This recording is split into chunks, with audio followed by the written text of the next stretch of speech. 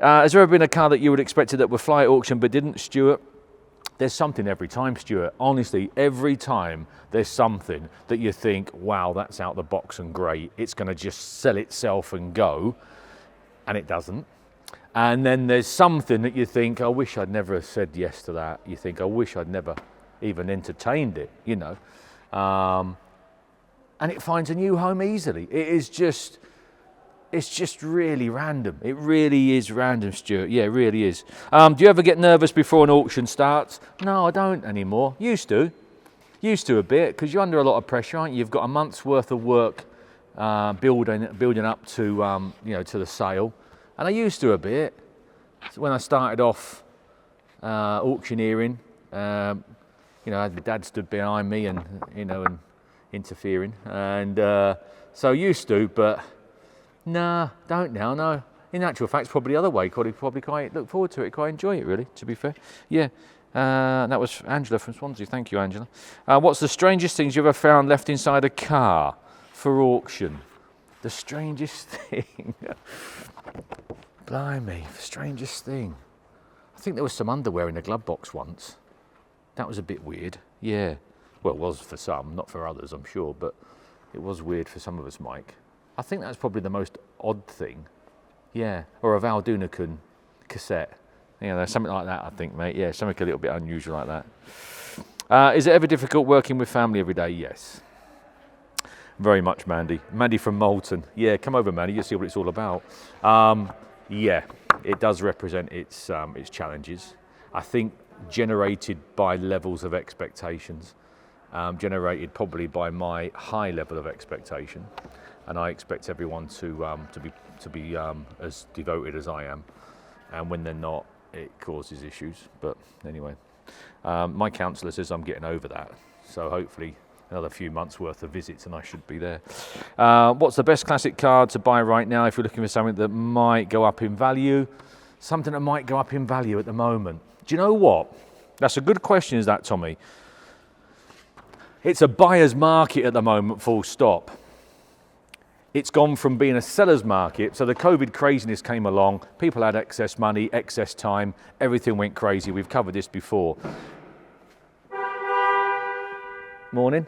It's now returned to some form of normality, but what it has done, the scales have flipped over, and it is now very much a buyer's market. So if you're careful and pick out the right car, I don't think it really matters what it is.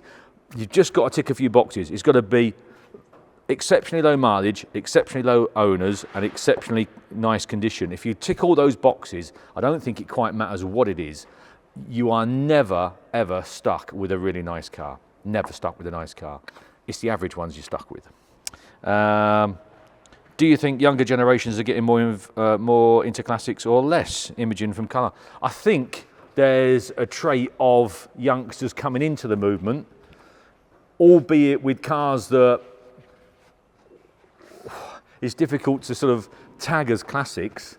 Citroen Saxos, Nissan Primeras, stuff that I can remember selling nearly new. But yeah, I think there is. A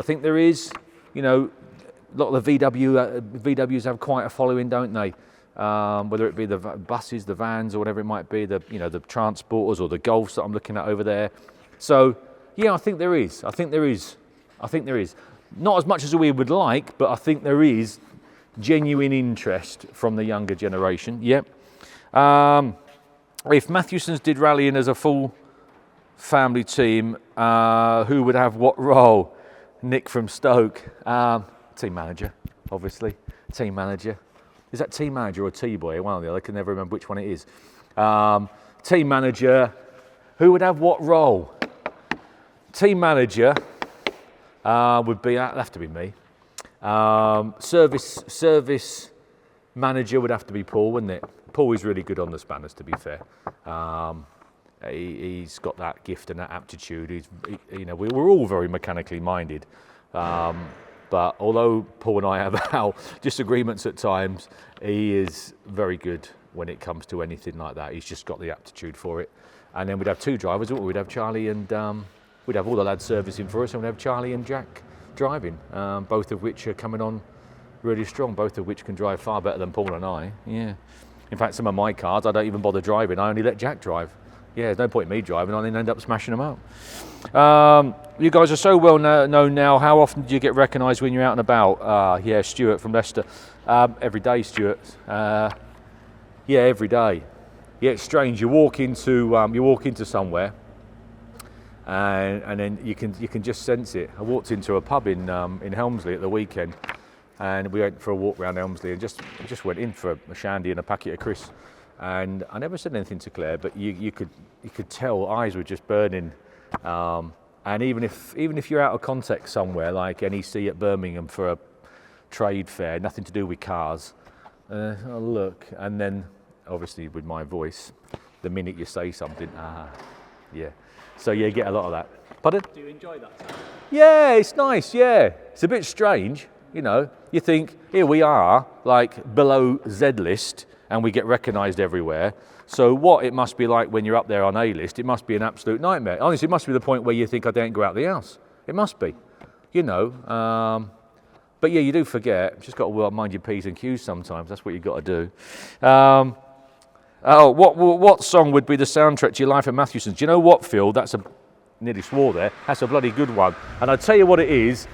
It's that Mathewsons. Have you heard it? No. It's a Matthew. I can't think who's singing it. It's Matthew and Sons, and it goes along the lines of "I've been working all day, all day, all day." That one. And whenever that comes on, if it comes on, it's on my Spotify. If it comes on, yeah, the missus looks at me and I look at her, and we end up laughing because it's basically about workaholics. Yeah. So, yeah, there you go. Is there one vehicle that sums up Mathewson's story best? I suppose I'll have to default back to that very early one that the camera crew followed, which was a little Mini Cooper, which everyone talks about. That would be the Mini Cooper S. All the time. You know, that little Mini Cooper that, you know, we lifted up with a forklift on a pallet and was then turned into probably one of the nicest ones in the country, with an amazing amount of the original car retained. That's the main thing with that. So that's that one. Is there a car that's come through the auction that's made everyone stop what they're doing?